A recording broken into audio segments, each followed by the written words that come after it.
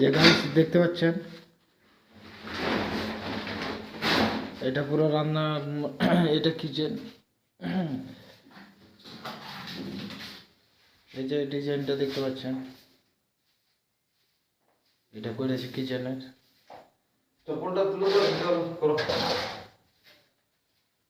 এটা দেখতে পাচ্ছেন, এটা কিচেনের করেছি। এই দিকটা দেখতে পাচ্ছেন, এই যে এটা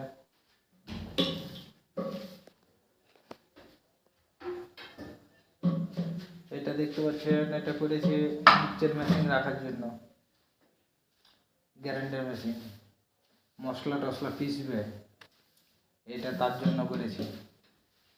আপনাকে আরও দেখাচ্ছি।